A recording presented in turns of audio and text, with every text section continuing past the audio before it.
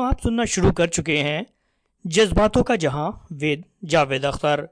और आज की कहानी है जेम्स हेडली चेज की मशहूर कहानी हिट एंड रन का हिंदी वर्जन, खतरनाक साजिश।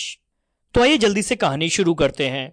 और जिन लोगों ने अभी तक चैनल को सब्सक्राइब नहीं किया है उनसे गुजारिश है कि चैनल को सब्सक्राइब भी करते चलें। तो चलिए कहानी शुरू करते हैं। मैं भी पीछे भागा और कुछ दूर जाकर ही मैंने उसे दबोच लिया। लूसली भूखी शेरनी की तरह मुझ पर टूट पड़ी। उसे काबू करने के लिए मुझे 2-4 हाथ जड़ने पड़े। हाथापाई में वो चीज़ फर्श पर गिर गई। मैंने फुर्ती से झुककर उसे उठा लिया। वो एक ड्राइविंग लाइसेंस था। मैंने उसे गौर से देखा। लाइसेंस लूसली के नाम था और स्थानीय अथॉरिटी ने उसे 2 साल पहले जारी किया था। लूसली फर्श पर बैठ गई और उसने रोना शुरू कर दिया। मैंने लाइसेंस जेब में डाला और खामोशी से लूसली को रोते हुए देखता रहा। फिर मैं बाथरूम में गया और मुंह हाथ धोए। आईने में अपना चेहरा देखा तो उस पर लूसली के नाखूनों के निशान थे। कितनी खौफनाक थी वो औरत। बाथरूम से निकलकर मैं बेडरूम में आया और कपड़े बदलकर लाउंज में कुर्सी पर बैठ गया। मैं सिगरेट फूंकते हुए सोच रहा था कि कुछ आहट से सुनकर मैंने सिर उठाकर देखा। सामने लूसली खड़ी थी। हमने एक दूसरे की तरफ देखा। फिर लूसली ने पहल की। मैं कुछ कहना चाहती हूँ चेस। कहो, पर हकीकत ही बताना। अभी तक तुमने झूठ ही झूठ बोला है मुझसे। वो कुर्सी खींचकर बैठ गई। चेस प्लीज़, मैंने कभी तुमसे झूठ नहीं बोला। अगर तुमने लाइसेंस मांगा होता तो मैं तुम्हें फ़ौरन दे देती। मेरे साथ ऐसा सुलूक मत करो। मेरे सब्र का इम्तिहान न लो लूसली, ना ही मुझे और बेवकूफ़ बनाने की कोशिश करो। ड्राइविंग सीखना धोखा था। सुनो, मैं पहली ही नज़र में तुमसे प्यार कर बैठी थी। कब? जब तुमने मुझे आईने में बाल संवारते देखा था, मैं तभी तुमसे प्यार करने लगी थी। वो कहे जा रही थी। मैंने सोचा मैं ड्राइविंग सीखने के बहाने तुमसे दोस्ती कर लूं। तुम नहीं समझोगे चेस, रोज़र बहुत बोर आदमी है। वो मुझसे कतई प्यार नहीं करता। औरत को मर्द के प्यार की भी ज़रूरत होती है ना चेस। तुमने मुझसे दोस्ती करने के लिए खूब बहाना ढूंढा लूसली। हाँ, मैं सीधे आकर तो तुमसे प्यार का इजहार नहीं कर सकती थी ना। ये बात तुम्हें शादी से पहले पता चली या बाद में? शादी के बाद। वो ज़रा भी रंगीन तबीयत नहीं है, इसलिए तुम्हें एक बाहरी आदमी की तलाश थी और आखिर मैं तुम्हें पसंद आ गया। वो शर्मा गई। मैं जानती हूँ कि तुम्हें बुरा लग रहा होगा। मैं बहुत अकेली थी चेस। तुमने मुझे नई ज़िंदगी दी है। मैंने तुम्हारी सफाई सुन ली है। गौर से देखें तो 2 साल से तुम ड्राइविंग करती रही हो। नहीं, लाइसेंस 2 साल पहले ले लिया था मैंने, पर ड्राइविंग ज़्यादा नहीं की। रोजर मुझे कार नहीं चलाने देता। मैंने 1 हफ्ते से ज़्यादा कार नहीं चलाई होगी। मैं बहुत तेज़ कार चलाती हूँ ना, इसलिए उसने मुझे कार चलाने से मना कर दिया था। मैंने लाइसेंस उसकी गोद में फेंक दिया। मुझे लगता है तुम ये साबित कर सकोगी। तुम्हारा ड्राइवर बता सकता है कि तुम ड्राइविंग करती रही हो या नहीं। अनाड़ी के लिए पुलिसमैन को कार से उड़ा देना और बात है, और किसी तजुर्बेकार ड्राइवर के लिए दूसरी बात। जब वो तुम्हारा लाइसेंस देखेंगे तो शायद ही तुम्हारी बात का विश्वास करें। उसका जिस्म तन गया। ऐसी बातें करके तुम मुझे डराना चाहते हो क्या? मैं उठ खड़ा हुआ। कोई और बात करो लूसली। मैं जाकर उसके बगल में बैठ गया। तुम और ऑस्कर कितने दिनों से काम कर रहे हो एक साथ? मैंने कहा। कितने लोगों को फांसा है तुम लोगों ने? जवाब दो, नहीं तो मैं तुम्हारी खोपड़ी तोड़ दूंगा। उसके चेहरे पर गुस्से के भाव उभर आए। उसने मुझे मारने के लिए हाथ उठाया, मगर मैंने उसकी बाँह पकड़कर मरोड़ दी। वो करा उठी। तुम ऐसा नहीं कर सकते। मैं किसी के साथ नहीं मिली हुई हूँ। बेवकूफ़ बनाने की कोशिश मत करो। मैं गुर्राया। तुम मुझे फांस कर समुद्र किनारे ले गईं। वहाँ तुमने नाराज़ होकर भाग निकलने का ड्रामा किया। उस रात वहाँ कोई नहीं था। तुम ही ने उसे सब कुछ बता दिया। मैंने तुम्हें अपने $20,000 के बारे में बता रखा था। तुमने रॉस के साथ मिलकर मुझे उल्लू बनाना चाहा। जब मैंने तुम्हें बताया कि मैंने समस्या का हल खोज लिया है तो तुमने रॉस को कॉल की और वो कैमरा लेकर गैरेज में आ धमका। और क्या कहना है तुमने? चेस। वो कुछ देर खामोश रही, फिर बोली। अब कोई नया झूठ सोच लिया है क्या तुमने? मैंने हिकारत से कहा। देखो चेस, वो कई सालों से मुझे ब्लैकमेल कर रहा है, मुझ पर दया करो।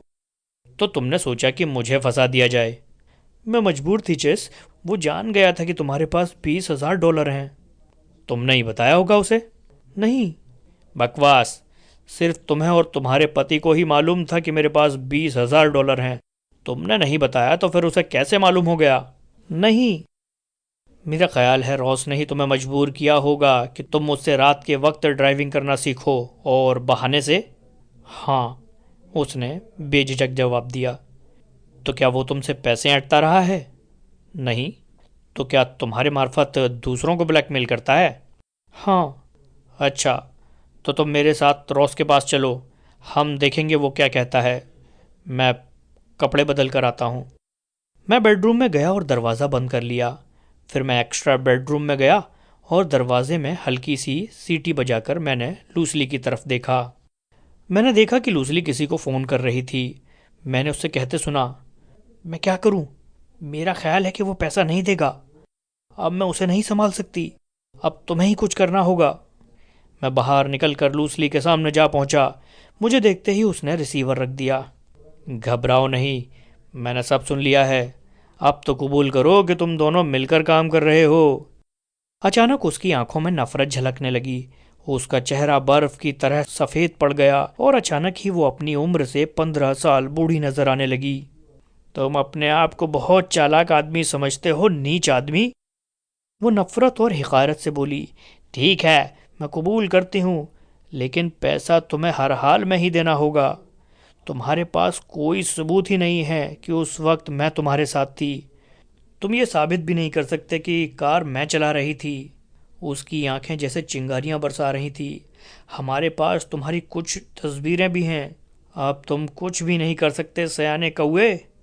अगर तुम पैसा नहीं दोगे तो वो फ़ोटोग्राफ हम पुलिस के पास पहुंचा देंगे। मेरे पास ऐसे भी लोग हैं जो कोर्ट में कसम खाकर कह देंगे कि वो उस रात में उनके साथ थी। तुम्हारे लिए बेहतर है कि तुम पैसे दे दो। मैं उसे देख रहा था। अचानक मुझे कार के टायरों पर लगे खून के धब्बों का ख्याल आया। इसका मतलब कि वो ब्रेन का भी कत्ल किया गया था, डॉलर्स और होटल वाले उस गुमनाम आदमी की तरह। तुमने और रॉस ने ओ ब्रेन को कत्ल किया है। एक्सीडेंट बनावटी था और जानबूझकर किया गया था। तुमने सामने से उसे टक्कर मारकर उड़ा दिया, फिर पिछले टायर भी उस पर से गुजार दिया। लेकिन तुमने भयंकर गलती कर दी। तुमने उस पर ऑफ साइड का पहिया चढ़ा दिया था, जबकि ऑन साइड वाला चढ़ाना चाहिए था। ऐसी कई गलतियां कातिल करते हैं जो उन्हें फांसी के तख्ते पर ले जाती है। मैंने उसे कत्ल नहीं किया, वो झटके से पीछे हटकर बोली। तुमने और रॉस ने मिलकर कत्ल किया है। एक तरफ तुम ओब्रेन से छुटकारा पाना चाहते थे और दूसरे तरफ मेरे $20,000 हड़पना चाहते थे। यानी एक तीर दो शिकार। ये सच नहीं है और तुम इसे साबित भी नहीं कर सकते। अगर तुमने पैसे नहीं दिए तो मैं फूटी कौड़ी भी नहीं मिलेगी। अभी मुझे कई काम करने हैं। सबसे पहले तो ये मालूम करना है कि तुम लोगों ने ओब्रेन को कत्ल क्यों किया। लेकिन तब तक तुम यहीं रहोगी। मैं तुम्हें बांध कर डाल दूंगा। तुम तब तक बंधी पड़ी रहोगी जब तक मैं इस पूरे ड्रामे से वाकिफ नहीं हो जाता। मुझे छूने की हिम्मत मत करना, स्कॉट। वो सिकुड़ते हुए पीछे हटी। या तो तुम सीधे साधे मुझे हकीकत बता दो या फिर मैं अपनी मर्जी से काम लूँगा। वो भागने को लपकी तो मैंने झपटकर उसे पकड़ लिया, साथ ही उसकी कनपट्टी पर एक हाथ जमा दिया। उसकी आंखें चढ़ गईं और वो मेरी बाहों में झूल गई। मैंने जल्दी जल्दी उसकी कलाइयाँ और टखने बांध दिए। फिर मैंने उसे उठाया और बेडरूम में बिस्तर पर लाकर पटक दिया। मैंने कपड़े बदले और दरवाज़ा बंद करके बाहर निकल गया। घर से मैं स्लिम के बार की तरफ रवाना हो गया। बार में हमारी एजेंसी का आर्टिस्ट जो फेलोस एक आदमी के साथ मेज़ पर महफिल जमाए बैठा हुआ था। उसने मुझे देखा तो हाथ के इशारे से अपनी मेज़ पर ही बुला लिया। बैठते ही फेलोस ने मेरा परिचय कराया। ये इंक्वायरेट डेली का जिम बकले है, स्कॉट। जिम ने इंक्वायरेट की एक कॉपी हमारे सामने पलट दी और किलसकर बोला, मैंने इतनी लंबी रिपोर्ट तैयार की थी मगर उस उल्लू के पट्टे ने काट कर 200 शब्दों की छापी है, फेलोस ने बताया। जिम उस कार एक्सीडेंट वाले केस की छानबीन कर रहा है। कोई ख़ास बात है? मैंने पूछा। मैंने आज अखबार नहीं देखा। जिम बोला, देख लेना, ये मामला तहलका मचा कर रख देगा, सारा प्रशासन कांप उठेगा। तुम कहना क्या चाहते हो? जो फेलोस ने पूछा। मैं तुम्हें बताता हूँ, जिम ने कहा। अगर ओब्रेन मारा नहीं जाता तो किसी को भनक तक ना लगती। जब हमने ओब्रेन के बारे में छानबीन शुरू की तो उसकी हकीकत सामने आई। जानते हो ओब्रेन के खाते में कितने डॉलर हैं? 1,20,000 डॉलर। इसके अलावा पॉम क्रीनसेट पर उसका फिल्मी एक्टरों को भी शर्मा देने वाला शानदार बंगला भी है।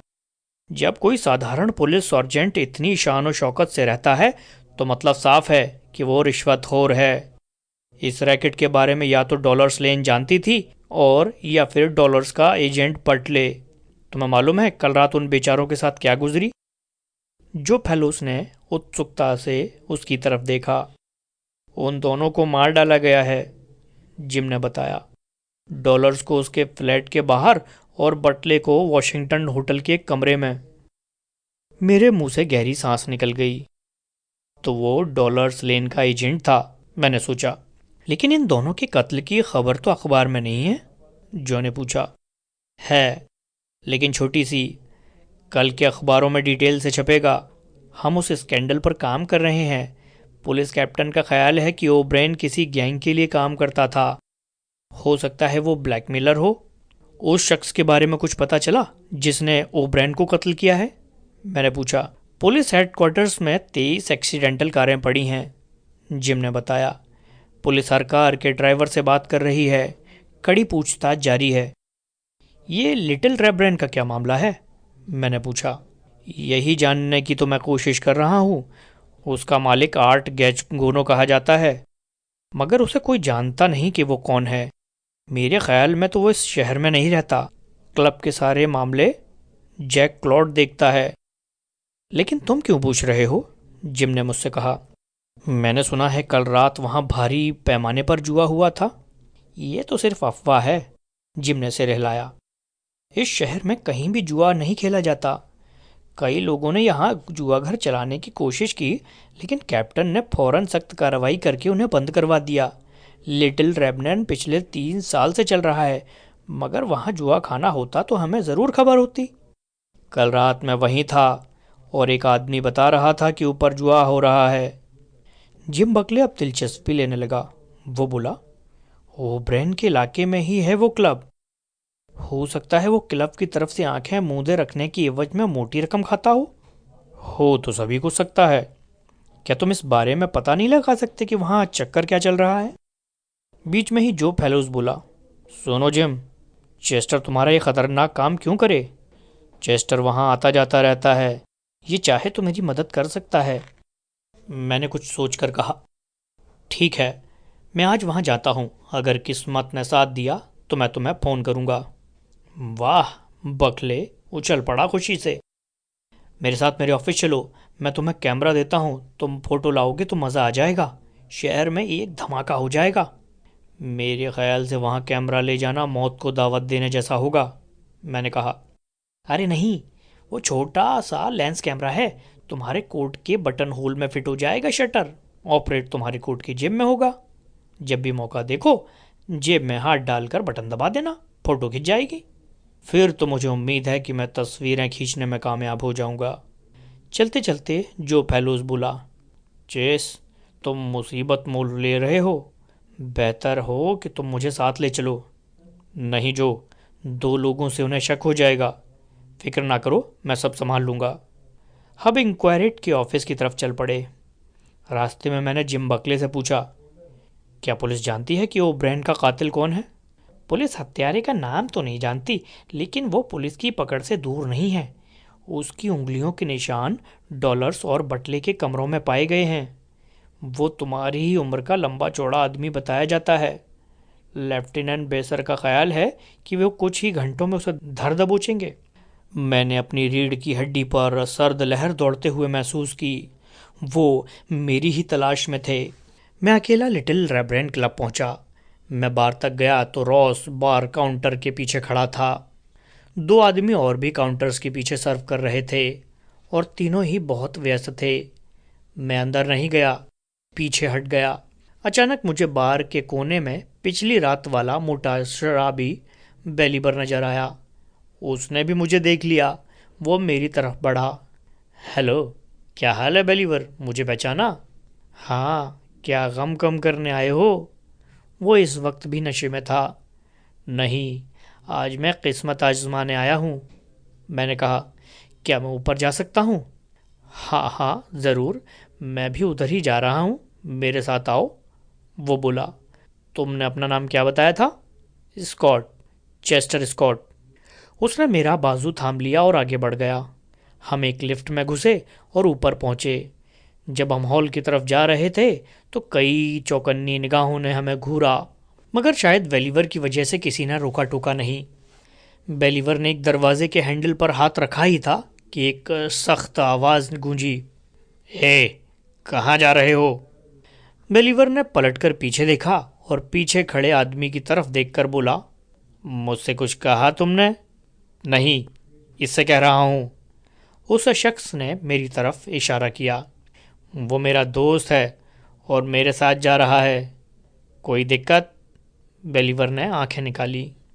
मिस्टर क्लॉड से इजाज़त ले ली है क्या? उसने पूछा।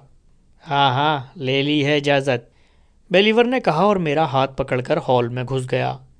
हॉल काफ़ी बड़ा था।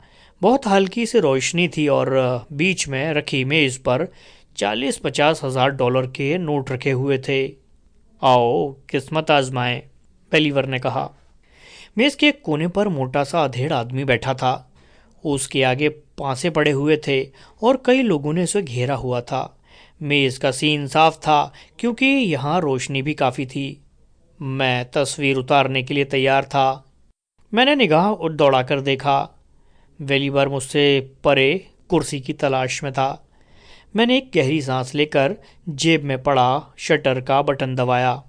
हल्की सी क्लिक की आवाज़ मेरे कानों तक पहुंची, जिसका मतलब था कि तस्वीर खिंच गई है। तभी मैंने अपनी तरफ दो आदमियों को आते देखा, जिनकी सूरतें ही खूंखार लग रही थीं। चलो, बॉस तुमसे बात करना चाहता है, उनमें से एक ने कहा। कोई गड़बड़ ना करना। उन्होंने मेरे दोनों बाजू मजबूती से पकड़े और मुझे भीड़ में से निकाल कर ले गए। किसी ने मेरी तरफ देखा तक नहीं, सबका ध्यान मेज़ की तरफ था। थोड़ी देर बाद मैंने खुद को एक नीम अंधेरे में पाया। कमरे में रोशनी बहुत कम थी, लेकिन फिर भी इतना नज़र आ रहा था कि मेज़ के पीछे कुर्सी पर एक मोटा आदमी बैठा हुआ है। मेरे ख्याल में वो मोटा ही क्लॉड हो सकता था। तुम यहाँ के मेंबर नहीं हो ना? वो बोला। मैं खामोश खड़ा रहा। मुझे अफसोस है कि तुम जैसे आदमी मुझे पसंद नहीं आते। क्या नाम है तुम्हारा? मेरा नाम चेस्टर स्कॉट है। मुझे मेरा दोस्त वेलिबर यहाँ लाया है। क्या बात है? क्लॉड ने मेरी बात अनसुनी कर दी। तुम कहाँ रहते हो चेस्टर स्कॉट? मैंने उसे अपना पता बताया। उसने फ़ोन पर बात करके पता चेक किया, फिर रिसीवर रखकर बोला, मिस्टर बेलीवर को पता होना चाहिए था कि वो मेरी इजाज़त और मेंबरशिप फ़ीस दिए बिना अपने दोस्तों को यहाँ नहीं ला सकते। मुझे नहीं मालूम था, मैंने चैन की मीलों लंबी सांस लेकर कहा। ना ही बेलीवर ने बताया। कितनी फ़ीस देनी है? मैं देने को तैयार हूँ। $25, क्लॉड ने कहा। फिर अपने आदमियों की तरफ देखा। क्या तुम मिस्टर स्कॉट के बारे में कुछ जानते हो? हाँ, ये कल रात को भी यहाँ आया था और इसने डॉलर्स से कुछ बातें भी की थीं, आदमी ने जवाब दिया। मुझे पसीने आने लगे। क्लॉड की आंखों में चमक आ गई। उसने पूछा, क्या आप मिस्टर डॉली को जानते हैं मिस्टर चेस्टर स्कॉट? नहीं, मैंने उसका गाना सुना, मुझे अच्छा लगा, मैंने उसे ड्रिंक ऑफ़र कर दी, बस। क्या उसने ऑफ़र कबूल की? नहीं। क्लॉड ने अपने गुंडे से पूछा, और कुछ? मुझे नहीं मालूम, उसने जवाब दिया। मैंने पर्स निकाला और $25 उसकी मेज़ पर रख दिए। उसने मुझे रसीद दे दी। हमें सावधान रहना होता है, क्लॉड ने कहा। उम्मीद है ये जगह आपको पसंद आएगी और आप आते रहेंगे। ज़रूर, अच्छी जगह है, मैंने कहा। मुझे उम्मीद नहीं थी कि इतने सस्ते में जान छूट जाएगी। तब अचानक दरवाज़ा खुला। ऑस्कर रॉस अंदर आया। उसके हाथों में एक ट्रे थी जिसमें स्कॉच की बोतल और ग्लास रखे हुए थे। पहली नज़र में तो वो मुझे नहीं देख पाया, लेकिन ट्रे रखते हुए उसने मुझे देख लिया। वो मुझे घूर रहा था, मानो उसे विश्वास ना हो रहा हो कि मैं यहाँ तक पहुँच सकता हूँ। मैं हटकर दरवाजे की तरफ बढ़ा। मैं दरवाज़ा खोलने ही वाला था कि रॉस चीखा, रोको इसे! मगर मैं दरवाज़ा खोल चुका था। रॉस मुझ पर झपटा। मैंने एक ज़ोरदार घूंसा मारा और बाहर निकल आया। अचानक मेरे घुटने से कोई कठोर चीज़ टकराई। मैं फर्श पर गिरा। फिर मेरे चेहरे पर ठोकर पड़ी। मैं चकरा गया। तब मेरे सिर पर वार हुआ और मेरी आंखों के आगे अंधेरा छा गया। मेरी आंखें खुली तो मैंने खुद को एक चलती हुई कार में पाया। मेरा सिर दर्द से फटा जा रहा था। फिर मैंने पहचाना, ये मेरी ही कार थी। मुझे न जाने कहाँ ले जाया जा रहा था। मेरी बगल में एक बदमाश बैठा हुआ था और अगली सीट पर भी एक आदमी था जो कार चला रहा था। मैंने उसे पहचान लिया। ये दोनों वही मुस्टंडे थे जो मुझे हॉल से पकड़कर क्लॉड के पास ले गए थे। मेरे हाथ और घुटने बंधे हुए थे और बदन में खून जैसे बर्फ़ की तरह जम गया था। फिर कार मेरे ही बंगले के सामने जाकर रुक गई। उन्होंने खींचकर मुझे कार से बाहर निकाला और फिर घसीटते हुए लॉन्ज के सोफे पर पटक दिया। मेरे मुंह से कराह निकल गई और मैंने आंखें खोल दी। चुपचाप पड़े रहना, उनमें से एक ने कहा। बॉस तुमसे बात करने पहुंचने ही वाला होगा। फिर वो चले गए। मुझे लूसली का ख्याल आया, जिसे मैं बांध कर बंगले में छोड़ गया था। हो सकता है वो आज़ाद हो गई हो और मेरी आवाज़ सुनकर आए और मेरे बंधन खोल दे। लूसली, लूसली, मैंने उसे पुकारा, लेकिन जवाब में कोई भी प्रतिक्रिया नहीं हुई। अचानक मुझे दरवाज़ा खुलता दिखाई दिया। मैंने फिर पुकारा, लूसली, क्या ये तुम हो? मगर वहाँ लूसली नहीं थी। वो तो मेरे लिए दुनिया का आखिरी अजूबा था। दरवाजे पर रोजर खड़ा था। Roger Atkin. एटकिन ठोस कदमों से चलता हुआ कमरे के बीच में आ रुका। मैंने देखा उसकी चाल में लंगड़ाहट तक नहीं थी। मैंने उसे घूर कर देखा। रोजर एटकिन होकर भी वो रोजर एटकिन नहीं था जिसे मैं 2 साल से जानता था। इस वक्त एटकिन के चेहरे पर दरिंदगी और विभत्सता थी। उसने भयानक लहजे में मेरी तरफ देखकर कहा, डर गए हो चेस्टर स्कॉट? ये एटकिन ही था। ये आवाज़ किसी दूसरे की हो ही नहीं सकती थी। हाँ, डर गया, मैंने मरे हुए स्वर में कहा। लगता है आपकी टांग बड़ी जल्दी ठीक हो गई। इसे हुआ ही कुछ नहीं था। कहते हुए वो मेरे करीब सरक आया। उसकी चमकदार आंखें मुझे घूर रही थीं। इसे कुछ हुआ ही नहीं था। कहते हुए वो मेरे करीब सरक आया। उसकी चमकदार आंखें मुझे घूर रही थीं। वो गुर्राया, मैंने टांग टूटने का ड्रामा सिर्फ इसलिए किया था ताकि तुम मेरी पत्नी से मेल जोल बढ़ा सको। मेरा मुंह हैरत से खुल गया था। मैं कई सेकंड तक कुछ भी बोल नहीं पाया। एकटक उसे देखता रहा। उसने आसपास निगाह डाली और एक कुर्सी घसीटकर उस पर बैठ गया। तुम्हारा बंगला शानदार है स्कॉट। क्या तुम लोगों की बीवियों से इसी तरह फ्लर्ट करते हो? नहीं, वो फ्लर्ट नहीं, रोमांस था। और मुझे खेद है कि यह रोमांस ज़्यादा देर नहीं चला। मैंने उसे छुआ तक नहीं। अगर आप मुझे खोल दें तो मैं अपनी बात बेहतर तरीके से समझा सकता हूँ। मैंने कहा, मुझे बहुत कुछ कहना है। मैं लूसली के बारे में भी सोच रहा था। क्या वो आज़ाद हो गई होगी? क्या वो अभी तक बंगले में ही होगी? अगर वो अभी तक बंधी पड़ी है तो एटकिन ज़रूर उसके बारे में जान गया होगा। एटकिन ने जेब से सोने का सिगरेट केस निकाल कर खोला और एक सिगरेट सुलगा ली। फिर बोला, तुम ऐसे ही बंधे पड़े हुए अच्छे लग रहे हो। मेरा ख्याल है तुम्हें यूं ही पड़े रहने दूं। अचानक मेरे दिल में ख्याल आया जिसने मेरे अंदर दहशत की लहरें दौड़ा दी। कहीं एटकिन ही तो गेच गेनो नहीं है? मैंने अपना सिर ऊपर उठाया और उसकी आंखों में घूरा। ऐसा होना नामुमकिन नहीं था। एटकिन ने भी मेरे दिल की बात भांप ली थी। वो बोला, तुम सही समझे स्कॉट, खेल खत्म। मैं ही गेच गेनो हूँ। वो गैंगस्टर वाले ढंग से बोला। मुझे ज़बरदस्त धक्का लगा। मैं उसे घूरता ही रह गया उसने एक टांग उठाकर दूसरी पर रखी और बोला, मेरे खर्चे और शान और शौकत का बोझ इंटरनेशनल एड एजेंसी नहीं उठा सकती थी। 3 साल पहले मैंने लिटिल रेब्रेन क्लब खरीदा था। ये अमीरों का शहर है और यहाँ ढेरों अय्याश ऐसे हैं जिन्हें शराब पीने, ऐश करने और दूसरों की बीवियाँ पटाने के अलावा कोई काम नहीं है। मैंने सोचा अगर उन छिचोरों को जुआ खेलने की थ्रिल उपलब्ध कराई जाए तो उनकी जेबें हल्की कराई जा सकती हैं, और मैंने जुआ घर चला दिया। पिछले 3 साल से वो बड़े मज़े से चल रहा था और लाखों डॉलर की कमाई दे रहा था। यहाँ जुआ खेलना कानूनन जुर्म है। कई लोगों ने जुआ घर चलाने चाहे मगर पुलिस ने उन्हें कामयाब नहीं होने दिया, लेकिन मैं खुशकिस्मत निकला।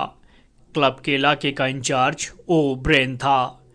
उसे निर्देश थे कि जुआ खेलने वालों की रिपोर्ट पुलिस कैप्टन को दे। कैप्टन का वो चहेता था। मैंने उसे लालच देकर ख़रीद लिया। वो क्लब की तरफ से गूंगा बहरा बन गया, लेकिन मेरा ख्याल था कि वो लालच में दिन ब दिन ज़्यादा मुंह फाड़ेगा। हुआ भी यही। धीरे धीरे जुआ घर की कमाई मेरे बजाय उसकी जेब में ज़्यादा जाने लगी। ये स्थिति मेरी बर्दाश्त से बाहर हो गई, लेकिन वो बहुत ज़बरदस्त ब्लैकमेलर था। पोजीशन इतनी ख़राब हुई कि मजबूर होकर मुझे इंटरनेशनल एड एजेंसी का भी कुछ मुनाफा उसे देना पड़ रहा था। जुए खाने की कमाई तो लगभग पूरी ही हड़पने लगा था। समझ रहे हो ना? हाँ, तो सोचो ये हालात कब तक रह सकते थे। इसको ख़त्म करना ही था। उसने सिगरेट बुझाकर दूसरी सुलगाई, मेरी तरफ देखकर मुस्कुराया। ब्लैकमेलर से पीछा छुड़ाने का एक ही पुख्ता और विश्वसनीय तरीका होता है कि उसे कत्ल कर दिया जाए, मगर पुलिस वाले को ख़त्म करना बड़े ख़तरे का काम होता है। पुलिस इसे पूरे डिपार्टमेंट के लिए चैलेंज मानती है और कातिल की खोज में ज़मीन आसमान एक कर देती है। मैंने हर पहलू पर तफसील से गौर करके प्लानिंग की कि अगर ओब्रेन को कत्ल करना है तो ये काम पूरे तरीके से मैनेज करना होगा। उधर मुझे पैसों की बड़ी सख्त ज़रूरत थी। मैंने इंटरनेशनल एड एजेंसी के अकाउंट से $15,000 निकाल रखे थे और इतनी बड़ी रकम को मैं ज़्यादा दिन छुपा नहीं सकता था। ऊपर से मुझे हर जगह उधार की रकमें चुकानी थी। प्लानिंग करते हुए मुझे अचानक दूसरा ख्याल आया। तुमने मुझे बता रखा था कि तुम्हारे पास $20,000 हैं। मैंने न्यूयॉर्क वाले काम का चारा तुम्हारे सामने फेंका और तुम फंस गए। मैं चुपचाप पड़ा उसकी ख़तरनाक साजिश के बारे में सुन रहा था और रह रहकर मुझे लूसली का ध्यान आ रहा था कि वो आखिर किस हाल में थी। एटकिन कह रहा था, अगर कोई गड़बड़ हो जाती तो मैंने अपनी सुरक्षा का पूरा इंतज़ाम कर रखा था। मैंने प्लाजा की सीढ़ियों से गिरने की वजह से टांग टूट जाने का ड्रामा किया। इस ड्रामे में सिर्फ लूसली और मेरी नौकरानी मिसेज हैपल जानती थी। सुनो, अब मैं तुम्हें लूसली के बारे में बताऊं। वो लिटिल रेब्रेन में ही एक डांसर थी। क्लब खरीदते वक्त मैंने बहुत सावधानी बरती कि मेरे बारे में कोई ना जान पाए। सिर्फ क्लॉड जानता है। मैं वहाँ ही काम ग्राहक की तरह जाता हूँ। लूसली मुझे पसंद आ गई और मैंने उसे लाकर अपने घर में डाल दिया, मगर जल्द ही मैं उससे बोर हो गया। और सुनो, ऑस्कर रॉस लूसली का सौतेला भाई है। दोनों में पटती भी खूब है। रॉस क्लब में ही काम करता था। मैंने उन दोनों को बता दिया कि ओब्रेन को कत्ल करना है। अगर ओब्रेन जिंदा रह गया तो क्लब बंद हो जाएगा, रॉस बेरोजगार हो जाएगा और लूसली को गरीबी में दिन काटने पड़ेंगे। वो हंसा। मजबूरी में दोनों को मेरे साथ मिलना पड़ा। लूसली को मैंने ही कहा था कि वो तुमसे ड्राइविंग सीखे। मैंने ही उसे तुमको समुद्र किनारे ले जाने के लिए कहा था।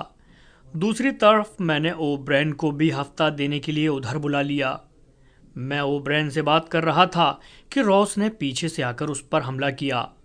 ओब्रेन बेहोश होकर गिर पड़ा। उधर लूसली समुद्र किनारे अपना नाटक खेल रही थी तुम्हारे साथ। मैंने लूसली को अच्छी तरह समझा दिया था कि उसे तुम्हारे साथ क्या सलूक करना है। सब कुछ मेरी उम्मीद के मुताबिक होता चला गया। लूसली कार दौड़ाती उस सड़क पर आई। हमने ओब्रेन को सड़क पर डाल दिया और मैंने कार उस पर चढ़ा दी। फिर उसकी मोटरसाइकिल पर टक्कर दे मारी। फिर मैंने कार लूसली के हवाले की और उसे तुम्हारे बंगले पर भेज दिया। लेकिन तुम एक बहुत बड़ी गलती कर बैठे रोजर। सारे कातिल ऐसी गलतियां कर गुजरते हैं। तुमने ओब्रेन को कार के ऑफ साइड के टायर से कुचला, जबकि मोटरसाइकिल को ऑन साइड से टक्कर मारी। इससे मुझे अंदाज़ा हो गया था कि मामला गड़बड़ है। इससे कोई फ़र्क नहीं पड़ता, एटकिन ने इत्मीनान से कहा। तुमने कार की मरम्मत कराकर बहुत अक्लमंदी का काम किया। तुम्हारी नंबर प्लेटें बदलने की वक्त की तस्वीर हमारे पास है। अब तुम फंस गए हो, और मैं यही तो चाहता था। लेकिन तुम बहुत चालाक हो। तुमने डॉलर्स को खोज लिया। इससे समस्या गंभीर हो गई। ओब्रेन ने उसे बता दिया था कि वो मुझे ब्लैकमेल कर रहा है। उसके दिमाग में खटक गया था कि ओब्रेन का कत्ल हुआ है, एक्सीडेंट नहीं। मेरे आदमी उसकी निगरानी कर रहे थे। डॉलर्स और बटले को इस बात की जानकारी थी। दोनों डरे हुए थे और शहर छोड़ना चाहते थे, मगर उनके पास पैसा नहीं था। जब तुम उनसे मिले तो उसे लगा कि अब पैसे की समस्या हल हो जाएगी। जब तुम उसके फ्लैट पर पहुंचे तो मैं बाहर इंतज़ार कर रहा था। जैसे ही वो बाहर आई, मैंने उसका काम तमाम कर दिया। उसके बाद मैंने होटल में बटले को भी ठिकाने लगा दिया। क्लर्क की हत्या तो मुझे मजबूरी में करनी पड़ी। बटले के कमरे तक पहुंचने के लिए मुझे उसको $100 देने पड़े थे, और बाद में वो यकीनन मुझे पहचान लेता। तुम पागल हो गए हो एटकिन, तुम बच नहीं सकते। मेरी फिक्र ना करो, मैं बच जाऊंगा। लोगों की नज़र में तो मेरी टांग टूटी पड़ी है ना? किसी को भी मुझ पर शक नहीं होगा। सारा दोष तुम्हारे मत्थे मढ़ा जाएगा।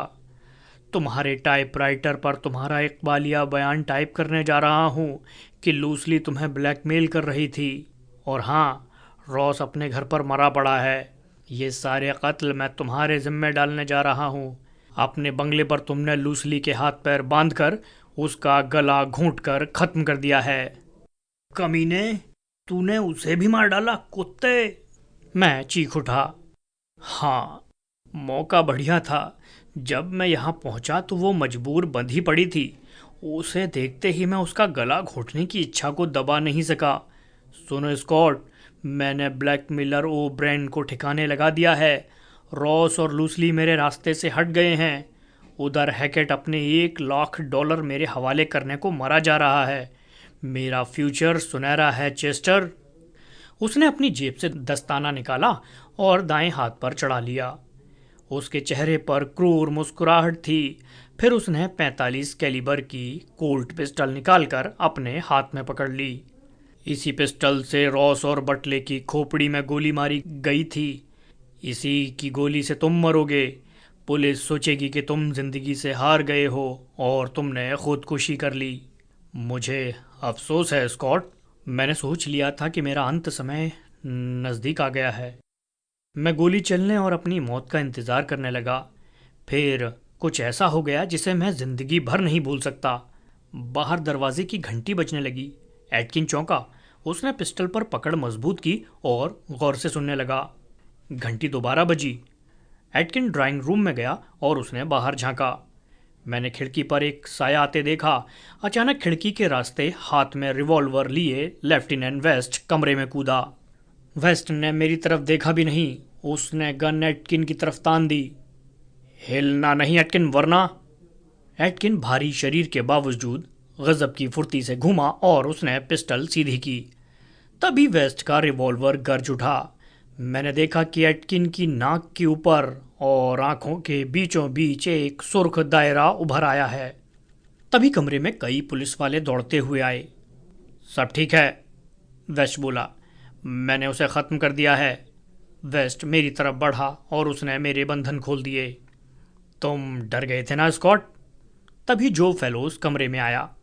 ओह चेस, तुम ठीक तो हो ना? हाँ ठीक हूँ। मगर भले आदमी, तुम यहाँ कहाँ से टपक पड़े?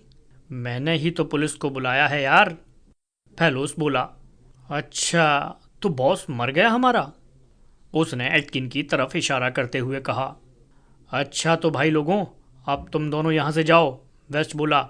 मैंने इस शैतान की सारी बातें सुन ली हैं। अब तुम किसी पंछी की तरह आज़ाद हो, डरो मत। मैंने अपने बटन होल से कैमरा निकाला और वेस्ट की तरफ बढ़ा दिया। इसमें लिटिल रेब्रेन के जुआघर की तस्वीरें हैं। ये सुनकर वेस्ट उछल पड़ा। कौन कहता है कि भलाई का सिला नहीं मिलता? मुझे तो फौरन मिल गया। मैं और जो बाहर पोर्च में आए। जो फेलोस ने बताया, तुम मुझे साथ नहीं ले गए तो मैंने क्लब तक तुम्हारा पीछा किया। फिर मैंने उन दो बदमाशों को तुम्हें लेकर क्लब के पिछले दरवाजे से बाहर आते देखा।